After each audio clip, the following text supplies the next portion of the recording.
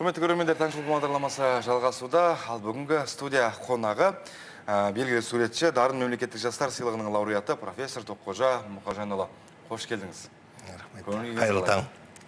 Өте тамаша. Қазір ғана сізбен бірге оқушы қыздың алғашқы көрмесін тамашаладық. Жалпы бұл суретшінің аяқ алысы қалай екен?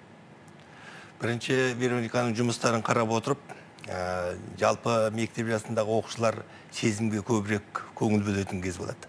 Ал мұнда Верониканы сезіммен бірге сауаттылықта көруге болады.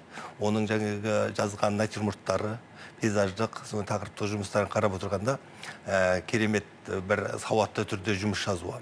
Мына акварель техникасымен жұмыс жасау қиындау, ал сонда сол акварельдің тазалығы, мөлдірлігі, сонымен бірге мына заттардың формаларын беру, кеңістікті шешуі өте бір жоғары деңгейде шешіліп отыр екен. Яғни Верониканың болашақта үлкен суретші болып қалыптасуына үлкен мүмкіндігі бар екенін көріп отырмыз біз бұл жұмыстардан. Алған бетінен қайтпау керек, иә? Алдан бетінен қайтпау керек. Енді өзіңізге келейік. Қараптыған нұр жоғары дейді ғой. Иә, өзіңізге келейік, енді өзіңіздің жаныңызға осы портрет жанры жақын екені баршамызға белгілі. Қазір кімді салып жатсыз? Осы өткен жылдарда мен біраз көптеген жұмыстар жаздым. Былтырғы осы жылы 20 қаңтарда өзімнің туған бауырым дүниеден озды. Міне осы кісі есте қалсын деп 59 жасында дүниеден озды. Сол кісінің портретін жасадым. Тағы да көптеген тапсырыс берген жұмыстар болды. Сонымен бірге жырдың қара жорғасы деп аталып жүрген белгілі Үмбеталы Кәрібаевтың портретін жасап шығып, оны музейіне бердім. Сонымен бірге көптеген жұмыстар жазылды.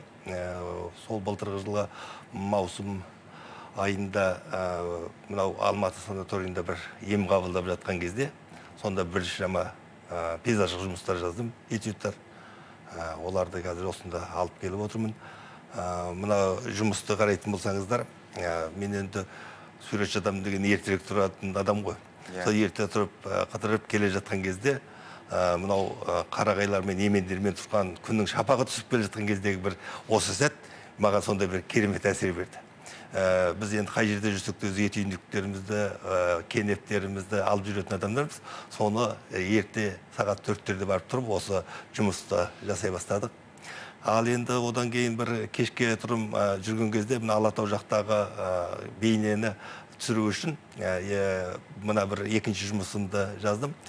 Кешке құрымды қарайтын болсаңыздар, мұндағы бояулардың көптігі, мына күн шапағынан түскен кездегі көлеңке мен жарықтың бір талас кезі, соны жасауым келді. Мына бірінші жұмыста мен қылқаламды пайдалансам, екінші жұмыста мастихин, яғни темір қалақшамен пайдаланып отырып, сол жұмысты жасап шықтым. Өте керемет екен.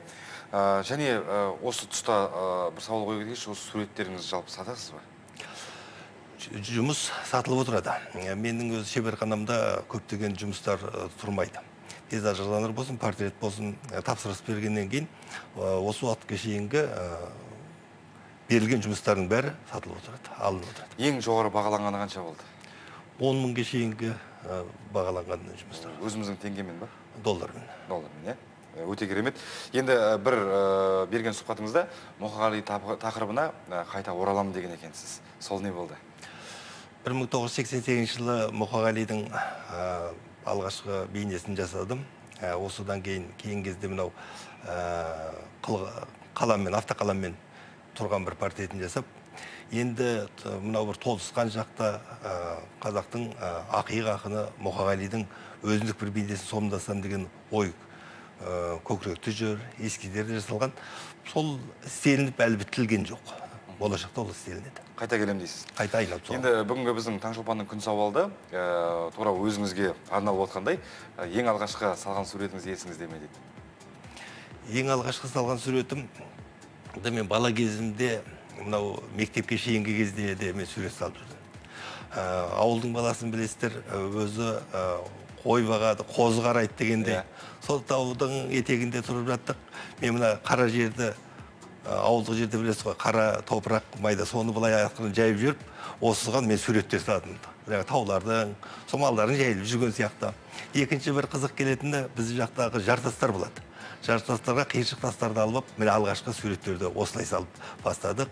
Мектепке түскен келгеннен кейін шәкіртім Оразапай Шәкіртова бұл кісі біз өнерге, өз әдебиетке жақын адам еді. Осы мендегі қасиетті көрді, көптеген тапсырмалар беріп, жұмыстар жасата бастады. Міне осындай жұмыстар жасадық. Мүсін жағымен де араласып, айналасып, сонымен жасадым. Ал кейініректе осы кескіндеме жағына қарай бет бұрдым. Ал қазіргі қазақ бейнелеу өнерінің деңгейі қандай? Бүгінгі қазақ бейнелеу өнерінің деңгейі өте жоғары деңгейде деп айтуға болады. Бүгінгі күнде біз тәуелсіздік алғаннан кейін қазіргі әртүрлі бағытта жұмыс жасауға суретшілердің мүмкіндігі көбейді. Сонымен бірге қазіргі кезінде кеңестер одағында шетелге шығу, мысалы Париж, басқа жерді көру мүмкіндіктер аз болатын болса, бүгін ондай мүмкіндіктер молынан ашылды. Яғни суретшілер қай жерге барып, не көріп келем десе, оған бүгінгі күндегі мына интернет көздеріндегі ақпаратты ала білу, міне осының бәрі суретшілерге жан-жақты дамуға алып келді. Ал енді осыған қарайтын болса, біздің мынау қазақ халқының өзіндік бір ерекшелігі бар, басқа халықтан дарындылығы. Осы қазақтың ерекше дарындылығы жөнінде мен Мәскеу қалалық педагогикалық университетінің деканы Корешковпен бір әңгімеде отырғанда, ол кісі кезінде Голощекиннің немересі. Сол кісінің бір айтқан сөзі бар. Кезінде Голощекиндер келген кезде осы елді аралап жүріп, осы мал санағын жасаған екен.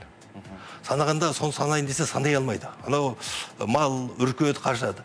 Соңын ойлаған, осылар өздері жабайлар, осылар қалай санайды екен, көрейікші деп. Сонда дейді, екі адам екі шетінде тұрып та, ортадан қойды өткізіп жатып та, санап бәленше бас қой деп айтқан. Сонда олар сенбеген. Олар сауатсыз ғой, білмейді. Қалай деп. Соң шағын мал алғанда санатылған. Соң өздері қойып жүріп санағанда әлгі дәлмелдел шыққан. Сонда айтқан, бұл жүгіріп өтіп жатыр мал. Соны қай уақытта санап. Сонда мында біздің халықтың өре деңгейінің жоғарылығы жаңа санағанда 5-тен 10-нан жаңа есептеп отырып санап отырған ғой.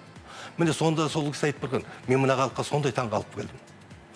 Сондай құбылыс қасиет дейді. Ал енді осыны музыка жағынан, басқа жағынан жетістеген ғалымдардың көптеп айтқанын білесіздер. Міне осы жағынан алғанда біздің халық дарынды халық. Ішкі жан дүниесі, рухани дүниесі бай халық. Сондықтан мына сурет өнерінде келгенде де әр облыстың суретшілерін алып қарайтын болсаңыздар, бір-біріне ұқсамайды. Бояу алысы. Міне осылардың арқылы жасап жатқан дүниелерінің өзі, композициялық құрылымы бір-бірін қайталамайды. Осымен ерекшеленіп отырады. Бәрекелді. Енді сізге де көптен көп рахмет айтамыз, уақытыңызды бөліп, арнамызға келіп, осындай өнеріңізбен бөлісіп жатқаныңызға. Біздің құрметті көрермендер, студиямыздың қонағы болған Дарын мемлекеттік жастар сыйлығының лауреаты профессор, белгілі суретші Тоққожа Мұқажанұлы.